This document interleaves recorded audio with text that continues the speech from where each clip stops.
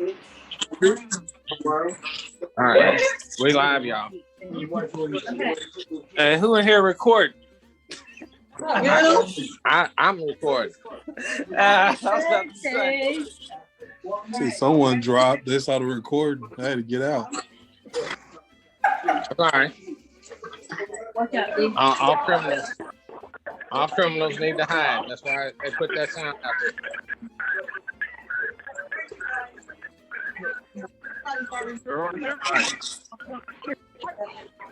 All right. Waiting on y'all.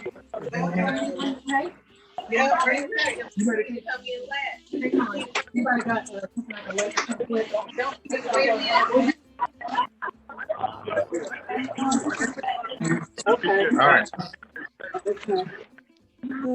That's funny.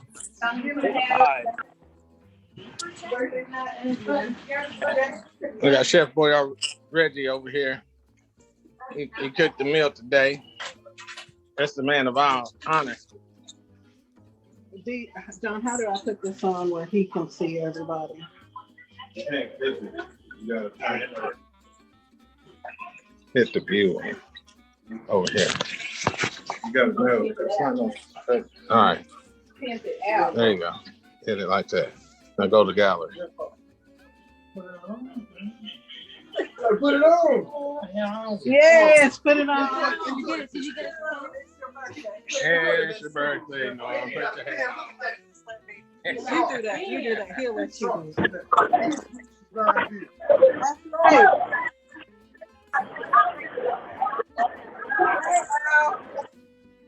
Cousin Al's on there. Hey, Rita K. Hey, y'all. Hey, everybody. Hey, Christy. I got to get my head better. Hi, everybody.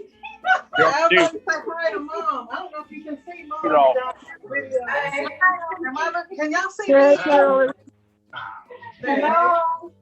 Hey, how y'all doing? All right, where the all the youngins at? Come on, y'all. Everybody in here. Everybody got a hand on the phone. Hi, Michaela. Come on, y'all. Hi. Oh, my. All right, let him see who's all on there. Look at that, y'all. Can y'all see Daddy? See Al. All right, come on in. Come on in, y'all. That got his party hat on. All right. See how you turn the volume on. You can see my hat. I got my hat up. All right. Like this. I can't get on my ear. Don't get ready to sing it. I can't get on my ear. All right. I can do it from phone. I guess. Everybody got it. I got my hat pimped out. All right. Y'all ready? Everybody say happy birthday. Ready? It's breaking Come up. on, Connie. Here we go. Ready? Go. Hello? Anybody hear me? Hello. You ready? We can hear you. I'm here. Get ready to sing. Anybody see me? Before we sing, that's on the phone. Just who they are to that, to know who you guys are to something.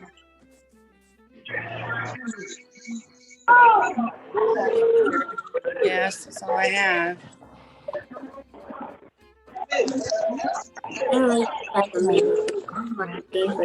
Let them sing and then let them do that. Background won't work. Happy Birthday to you. Happy birthday to you. Happy Happy birthday, Grandpa. Happy birthday to you. Who's all on?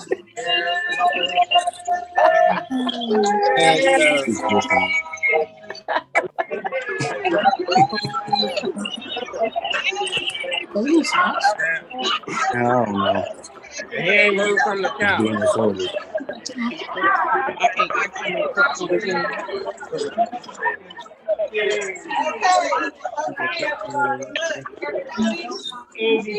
Many more.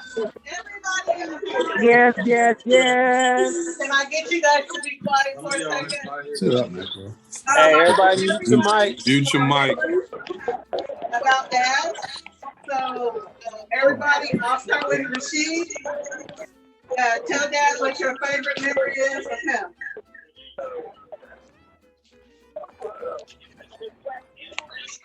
Hold on. But I gotta go first. Let me go second. Let me get mine real quick. I go, Michaela. You gotta go first. How about Farrah go first? Somebody else first. Go, Farrah. I can go first. My favorite memory is sitting on the floor, eating popcorn, on the side of the couch, out of the popcorn popper. Even though they said that we couldn't do it, my uncle said it to me. That's my favorite.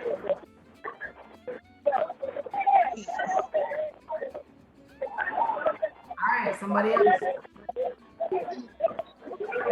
All right, I'll go next. My favorite memory, Grandpa, when we were young, we used to go out and ride on your tractors. You would start it up for us, let us sit in the driver's seat, pretend like we were driving.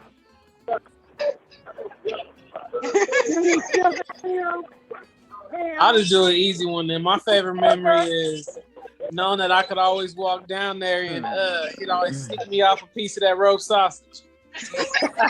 So that's gonna be mine.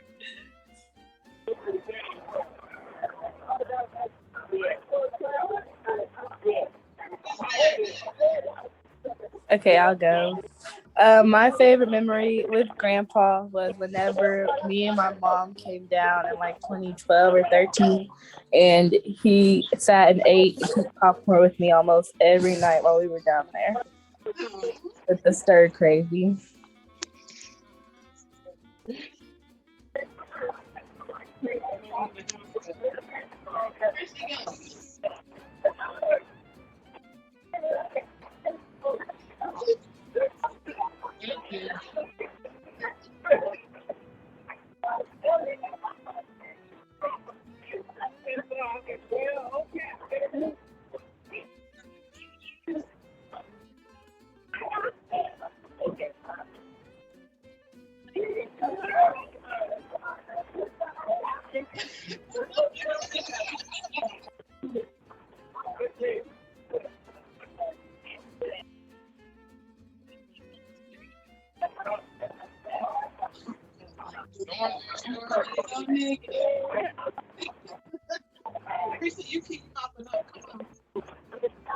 I have too many.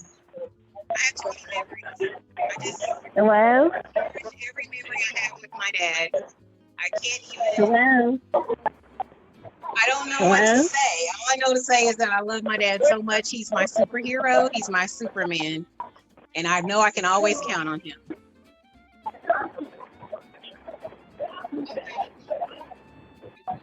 One of my funniest.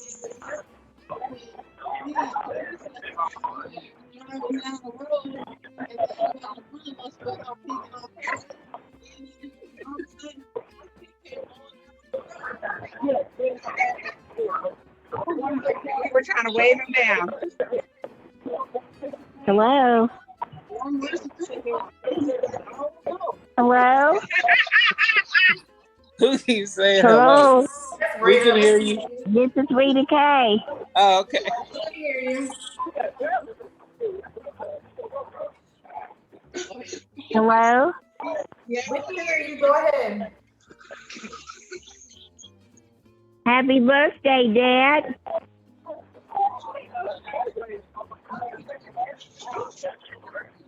Me.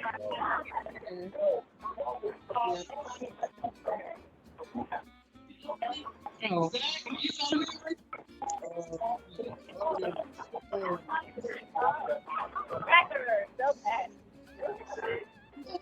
I don't even think he remembers that. When you used to pop Dad on the head and pour out his salt. Teresa. Hello?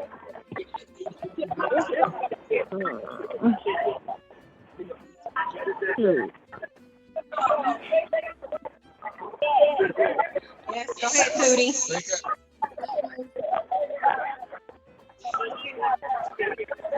What's up? My favorite moment in Papa is every day after school when I have to stay up here till my mom goes to work. We'll eat hot wings and watch Are You Smarter Than a Fifth Grade? And Little Fortune. And those are good moments.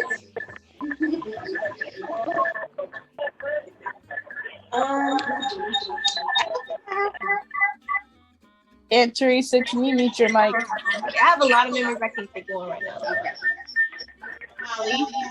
Oh boy. My favorite is when I was maybe a little bit 10.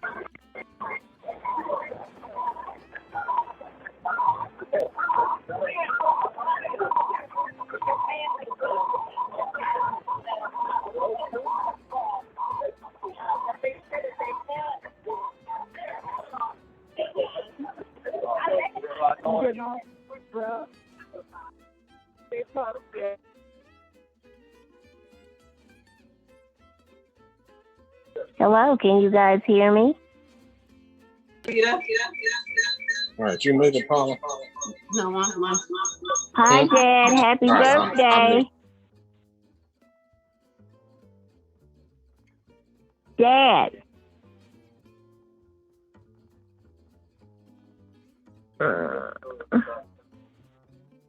Hello?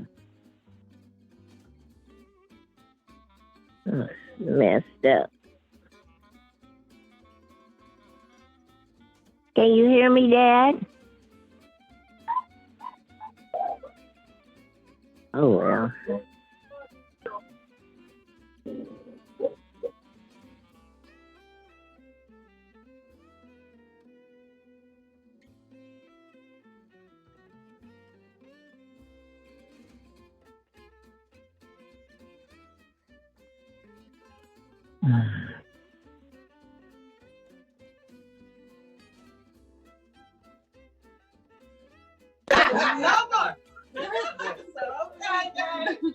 Go, Connie.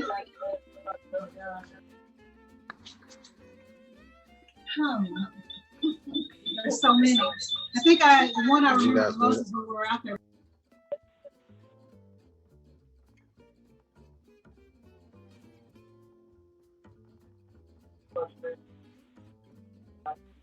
We can't hear Connie.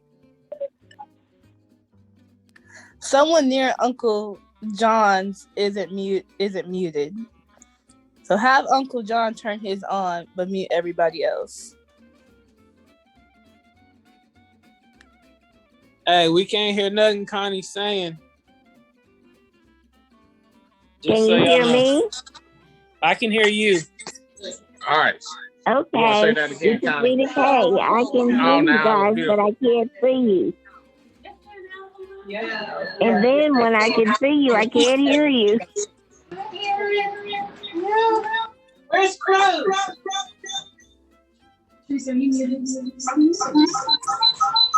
Are you muted? No, I'm not muted. And that sounds like a ghetto T-Pain up in here every time somebody talks. I can hear all of you when you're talking, but when I can hear you, I can't see you. Hold on. We got to get the queen. Queen. Okay. Well, my favorite memory, you really want to know? When it first kissed me, that's it.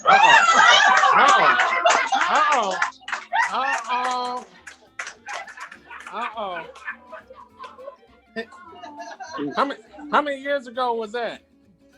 62. That's a bad man when you kiss somebody and they still remember that 62 years later.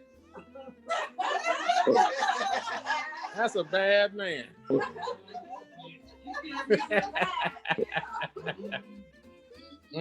Is that when you knew, Mama? That's when you knew. Well, hold on. Let me get the other brother-in-law. D, did you get on? I'm the film director. I would just say one of my favorite memories with Grandpa, and it's always gonna be a memory.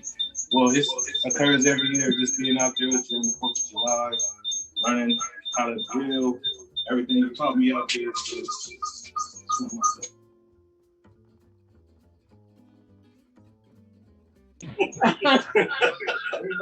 I guess it would be when I first met him.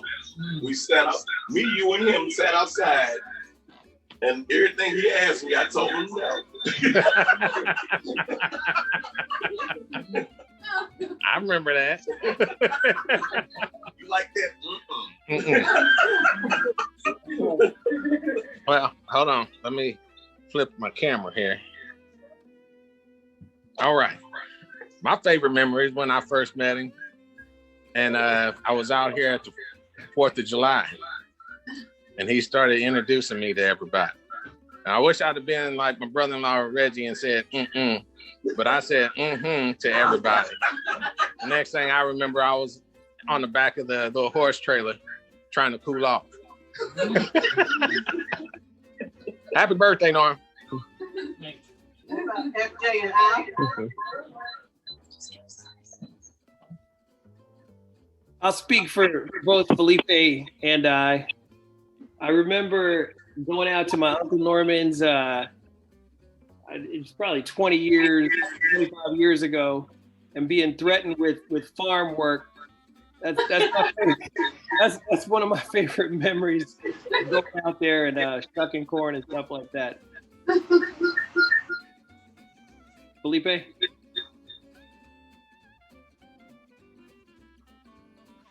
I second that notion. I too was threatened with farm work. I was not approved. Wait, can I see something? So Dad, what do you have to say? Hello, my favorite memory is when my mom and my dad.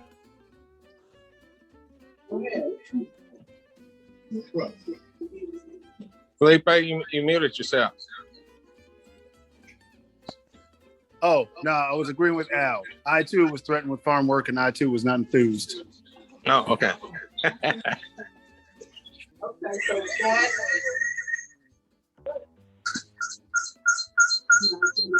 No. I forgot. Happy birthday, brother. Thank you. Happy birthday. Happy birthday. Happy birthday, Daddy. Happy birthday, Grandpa. Happy birthday, Grandpa.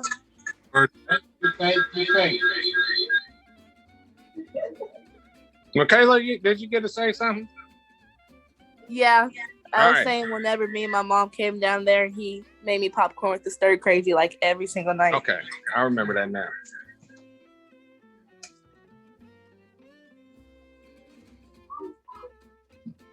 Happy birthday. Thank you. Do you know who this is?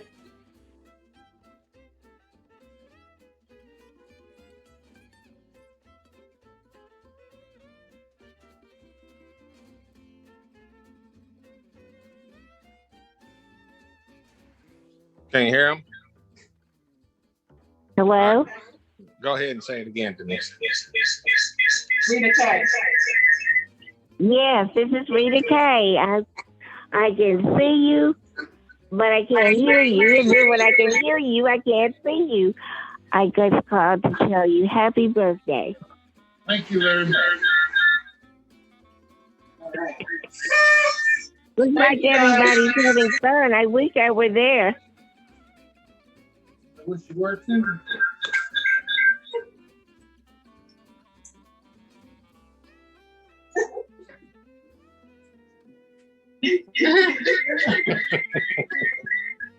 All right.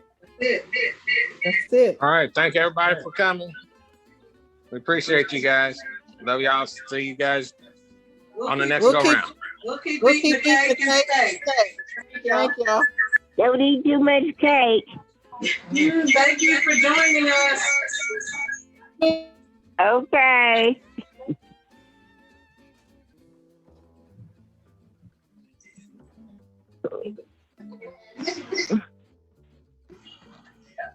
It's,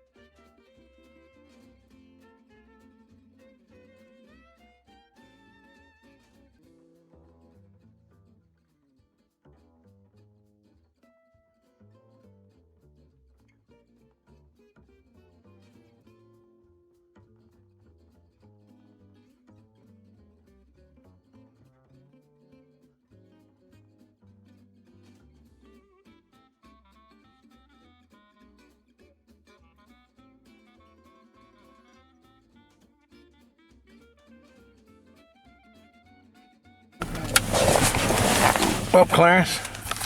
No, let me take that back. Let me take that back. It's 30. You got your chance to do your thing. What you think about it? I'm ready to do it again. What about you, Denise? Oh, it was awesome. It was beyond awesome. So grateful. Connie? One of the best experiences of my life. And I'm trying to get Priscilla, but I can't see her. Oh, it was so awesome. I would do it again. All right. And Norm? Can't understand it.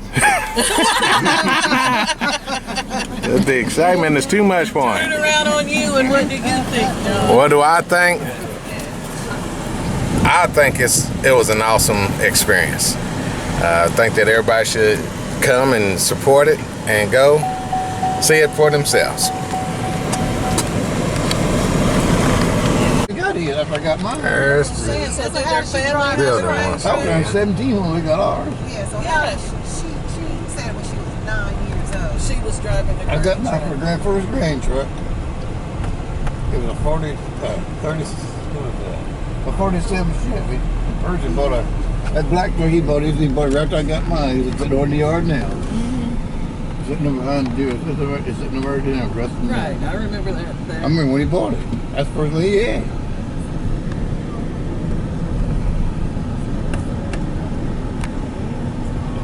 You can have all you want. I ain't going back. Well, I'm glad you came. Yeah. Let's give Dad a hand. Hey. Yes. You know, that is such a thing, Dad. It's the best thing ever. Thank you. Well, You never knew when they was doing dirt floods that you would end up like this. Yeah. It was me, and your family, and driving by, you see like water on it. That's right. And you still there. And when they go on that loud station thing and they come and look for loud station. I'm gonna get a picture of that Federal Reserve. You did. Thank you. I heard they moved that to Chicago, did they? Or they're still here? Okay. Cool. That's the Federal Reserve where they make the money. This one, just keep bringing me something like I get it. I don't care.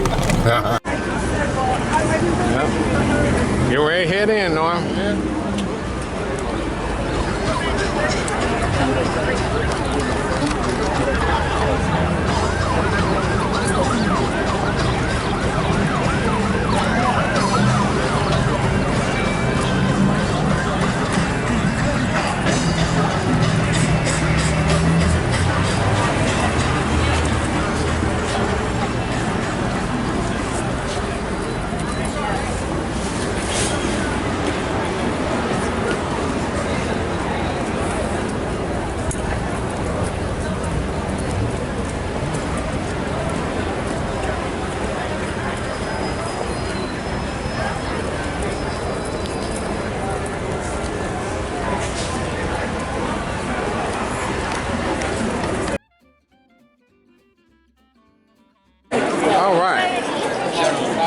They're giving up the good stuff. How are you doing?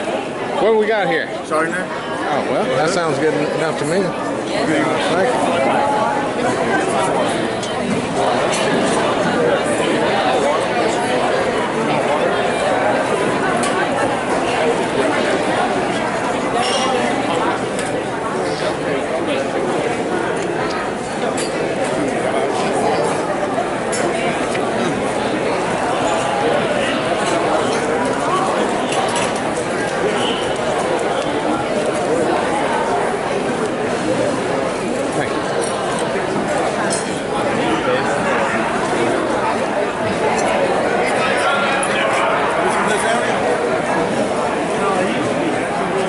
This is the spread that they give for Norman. Might as well.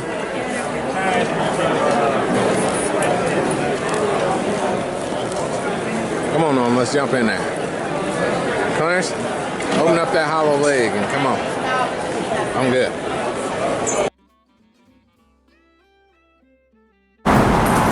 Get old Norm. They're waiting on us. So, but the girls will be on their way. So he's got the ride ready for us, and he's gonna take us to where we headed to. All right.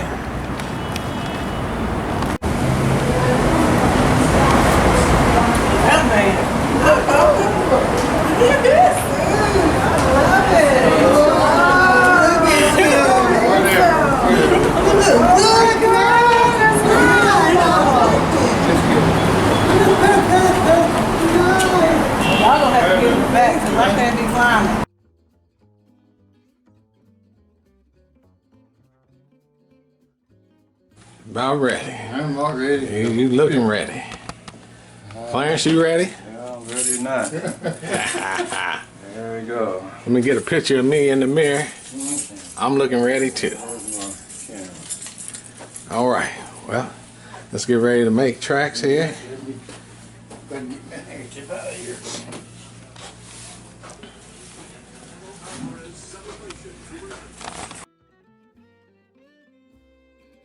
Get this ready. This is my cousin Danielle and Patrick, right?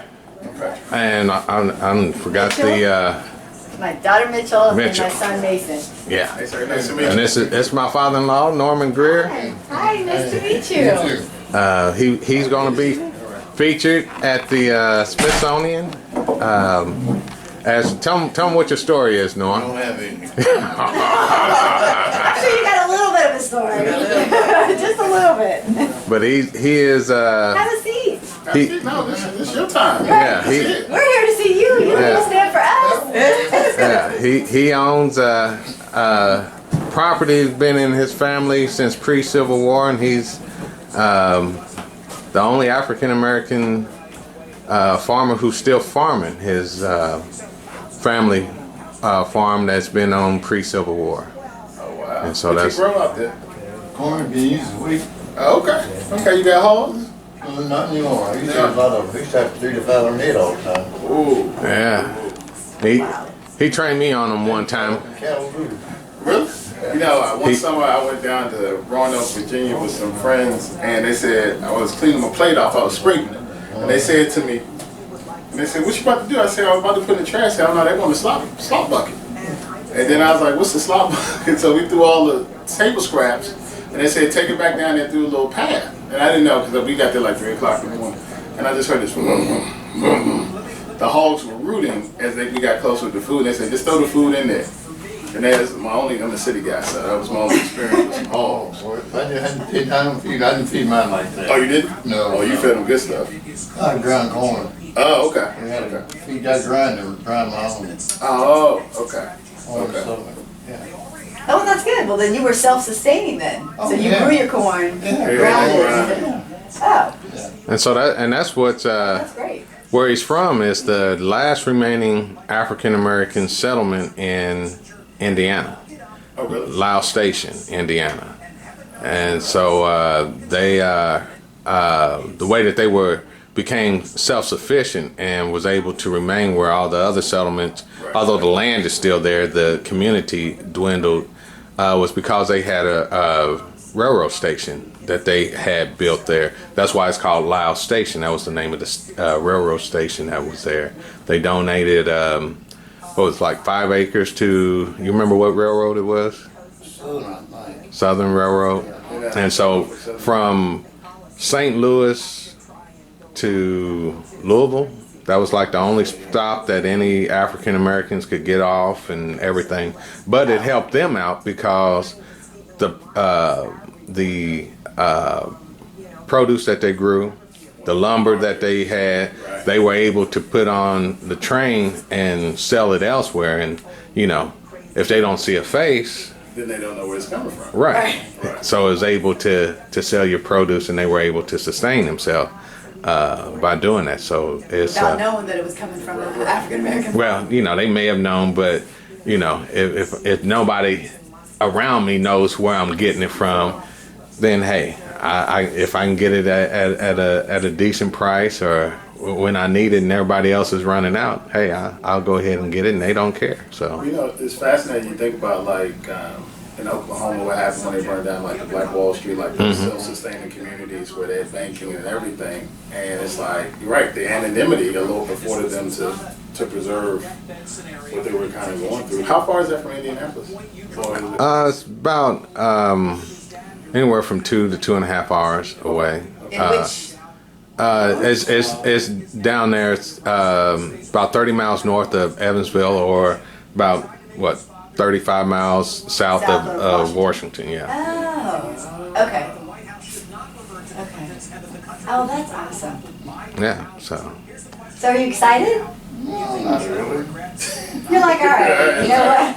I get a trip to DC. Yeah, he's gonna be with the vice president and Colin Powell and Oprah and Laura Bush and all the good folks. So y'all coming out to check him out. Is that 4 or 5 generations have been on the land now? Or Yeah, 5. I'll be there 4. You're the 4th? Oh, yeah. Okay. That is so awesome. Yeah. So then, let's see. So then, who's the 5th generation then? We're with my daughter. Okay, and then so you guys are. Y'all moved back to the farm, right? Yeah, we're down there. As a matter of fact, we living at the place where his brother Louis had. So we bought that piece of property and put up a house there. So, yeah, so we're down there. Oh, that's good. Big city of Lyle Station. So how was it founded? How was Lyle Station founded? It was just a group of a settlement? And there's my. Well, Norm, tell them how Lyle Station was founded. I can't hardly tell you, really. Well, your what? Great grandfather? Yeah. Levi Greer? Yeah, Levi, he came in Lyle Station and bought land and they homesteaded for the lady he brought from Alabama with 9 kids and give it to her. Wait a minute, 9 kids moved from Alabama up to Lyle Station? Levi brought his woman, this lady with 9 kids and homesteaded the land. Explain to him who Levi was.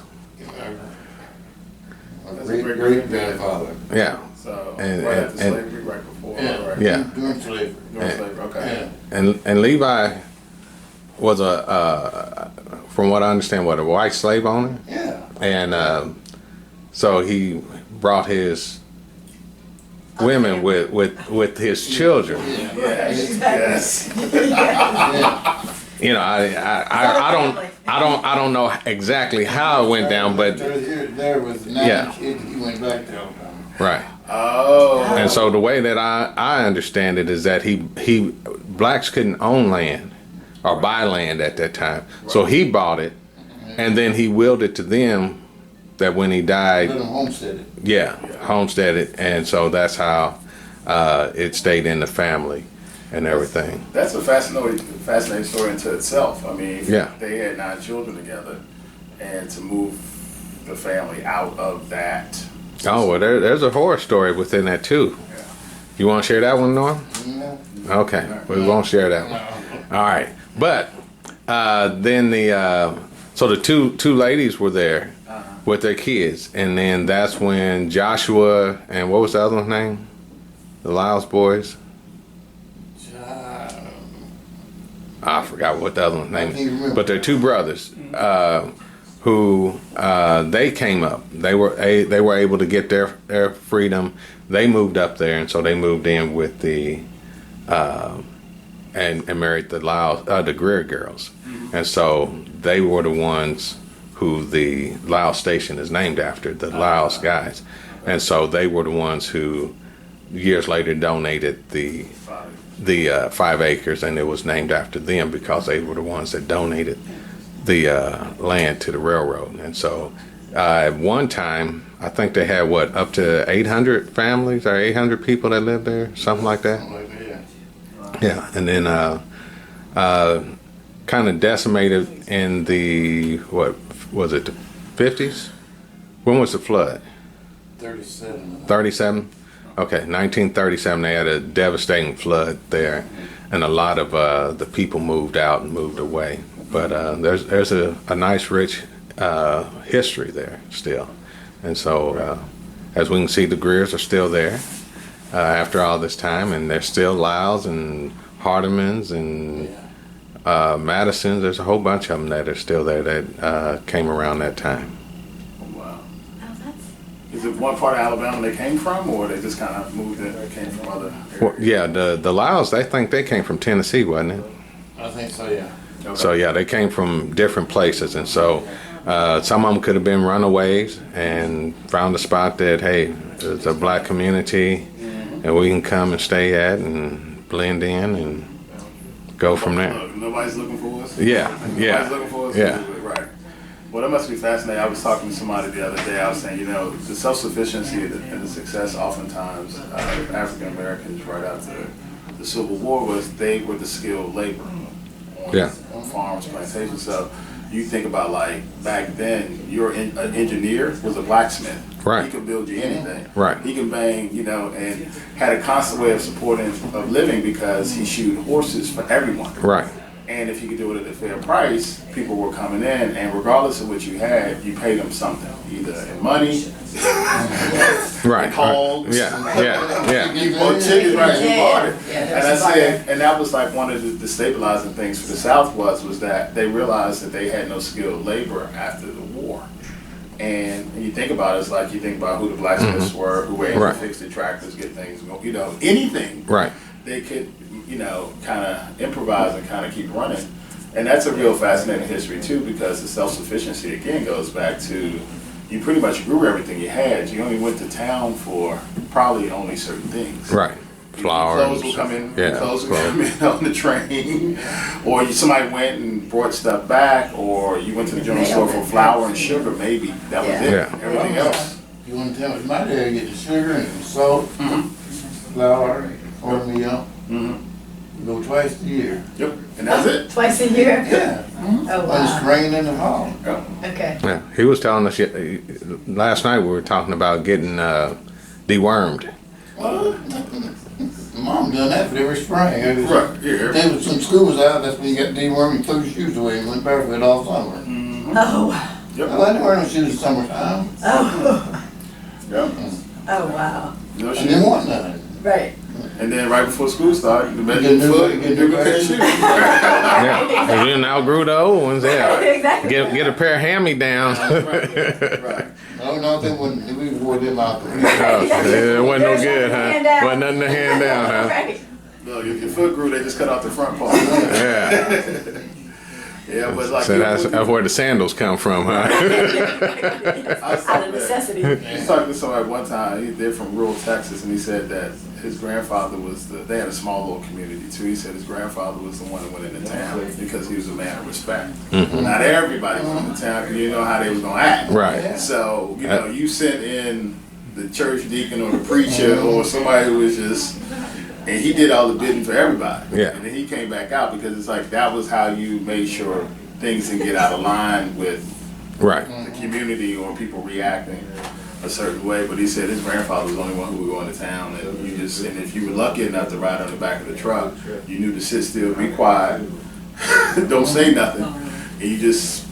Yeah. I remember one time I was in the buggy. Mm-hmm. Oh, really? Yeah. So, but yeah, that's it. We were talking. I was talking to my brother-in-law Clarence in there earlier.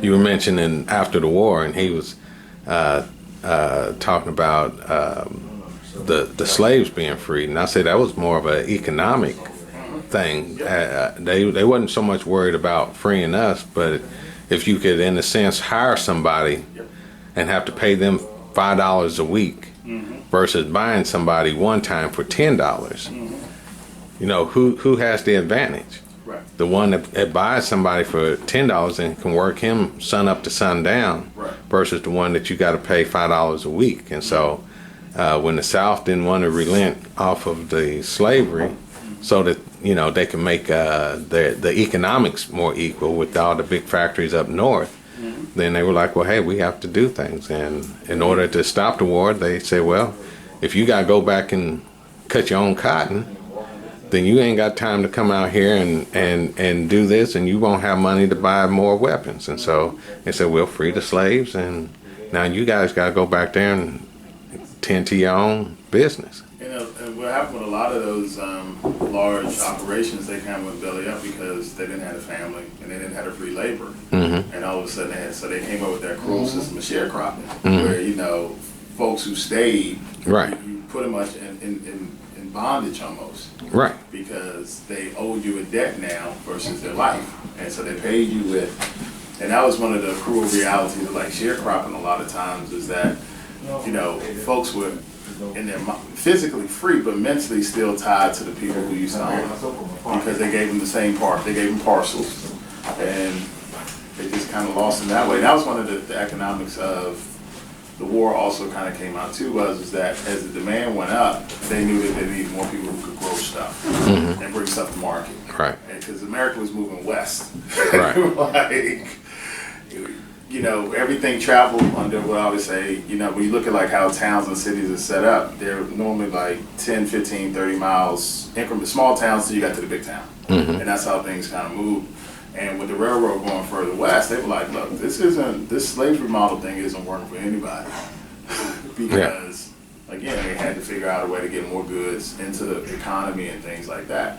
So they just kind of broke it. But the sad thing was, right after the war, they restored the rights of white folks, and most likely those were not necessarily the landholding folks, those were the overseer folks. Right. The cruel and undereducated white folks. Right.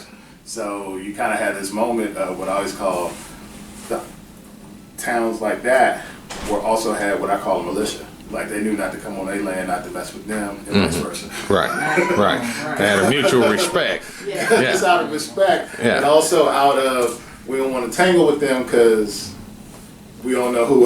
We don't want to rattle the hornet's nest. Right, we won't rattle the hornet's nest because most of everything that we have is kind of tied to those communities. If you look at the success of the larger communities around it, it's really tied primarily to your dad, to your ancestors, because they were your Amazon. They can make almost anything. So you want the soap lady? You make lye soap with in the front yard. Your mom did, right? Your mom did.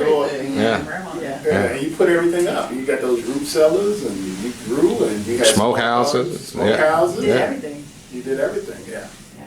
All right. Well, it's 9:30, and y'all need to eat. So. Well, Norm, we finally made it to the room. What do you think about this great town? I don't think much of it. Too much traffic for me. What about you, Clarence? What do you think about it? I'm glad we made it. I'm glad we made it too. Yeah. That must have been the girls we called. No. Are you gonna be okay? That pulls out to a bed. Huh? Does that pull out? I hope so. What? It does. We can do couples, or we can do. You wanna do? Priscilla said Clarence sleep on the floor. Clarence, tell him. He doesn't hear his sit sleep enough. Are you okay over here? So far. Oh, okay. So Oh, we can call it. Dad, get some bed. Clarence, call down there and see if they got a pull-out card. Well, you get a bed anyway. That don't matter. Actually, when the couch is well, I can't. This is a pull. It is a sofa bed. It's a sofa bed. Yeah. Oh, is it? That's huge. Well, it is. We're on the top floor. Yeah, we're on the 3rd floor. Well, That's all right. We in. Waiting on Uber or somebody. You're in 411 now?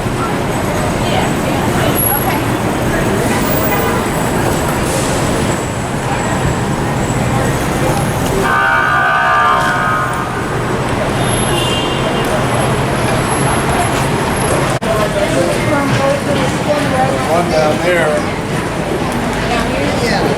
Here in DC. Huh? So we made it. Yeah, finally.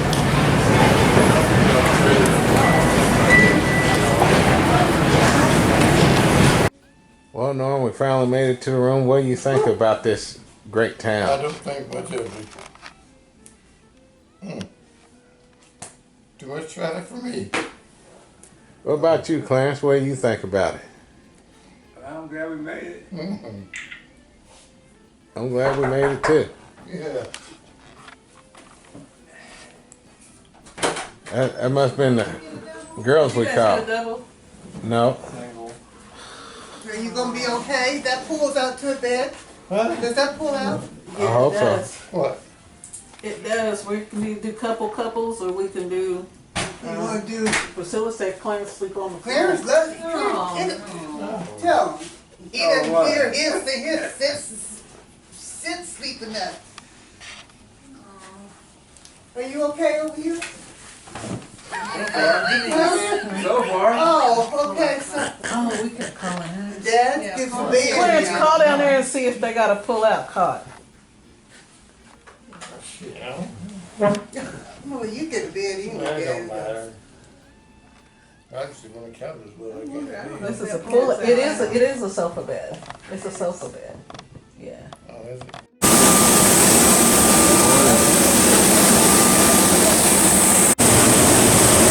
I'm getting on the plane. Is there a red light come on? There was one that's on.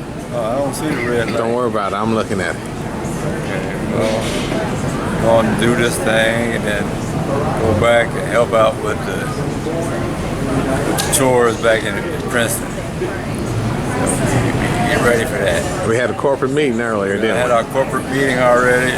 Talked to the chairman of the board. He said, all right. He's gonna sign our checks with what? With what? Well, I'm not sure, but we get He said with a feather pen. Oh yeah, wild turkey pen. Wild turkey, yeah. Norm, you about ready? I'm about ready to get on there. All right.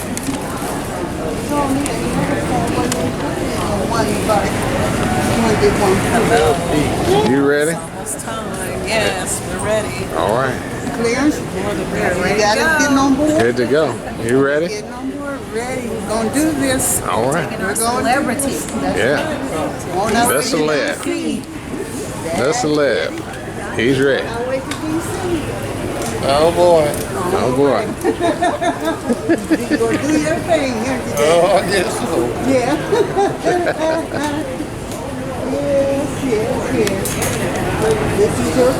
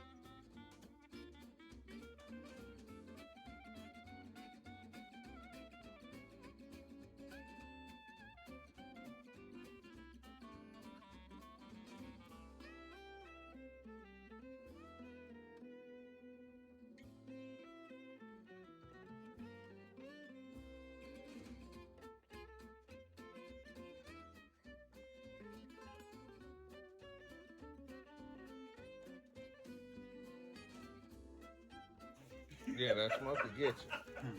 That smoke will get you. Anyhow, brother-in-law, we got you here.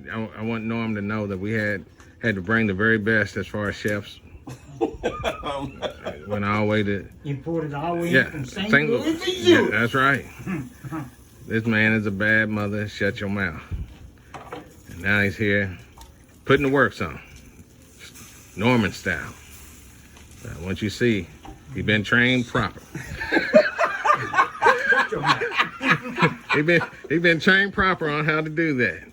Shut your mouth. Just want you to know, we out here putting in work. This is the supervisor over here. Right. Mm-hmm. Yeah, he been advising. One steak at a time.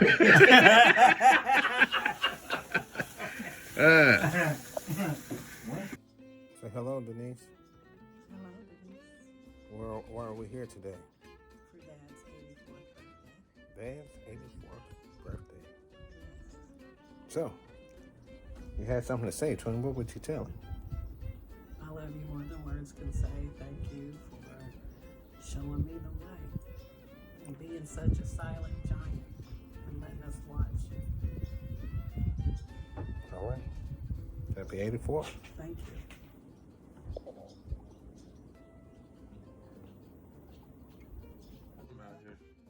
All right. Hold on, James. You gotta tell us what you're here for.